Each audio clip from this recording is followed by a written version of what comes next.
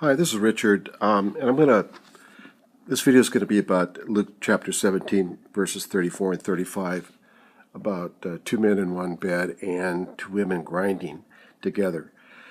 But before I do that, I just want to mention that back in the 70s, 80s, and 90s, I was involved in a Bible study group with about, I don't know, there was like 50 people in it, and everybody's, in their 20s and their 30s, and I guarantee you that if we had run across a verse like this, if it had actually been in the King James at the time, and by the way, that's all we studied was the King James, there would have been a whole lot of smirking going on because you couldn't hold back.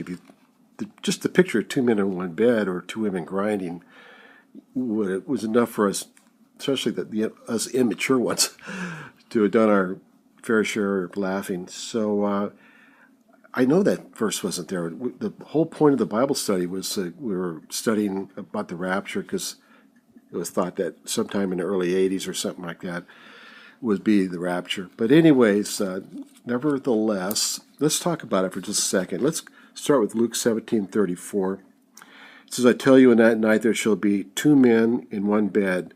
One shall be taken, the other left. Now, I know the word men is in italics, which means it wasn't in the original Greek, but all of the words in verse 35, for example, are in the feminine gender. All the words in verse 34 are in the masculine gender, and I think everybody agrees that it is two men in one bed rather than two whatever in one bed. Okay, keeping that in mind, let's run over to Leviticus 18, verse 22.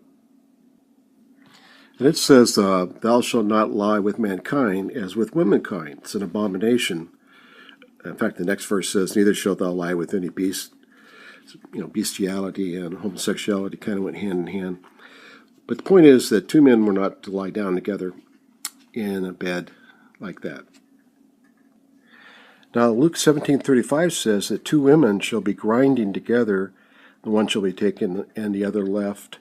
And in this case, let's run over to Job chapter 31 and verse 10.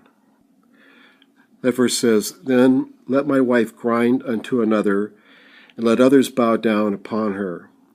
Now, almost every commentator, guys like John Gill, will tell you that this is talking about an intimacy between a man and a woman. A grinding together is the same as having sex with each other. So when the word grind is there, but it's not qualified, it doesn't say grinding flour or wheat or something like that, then it's to be taken as a sexual content, and it's sexual content.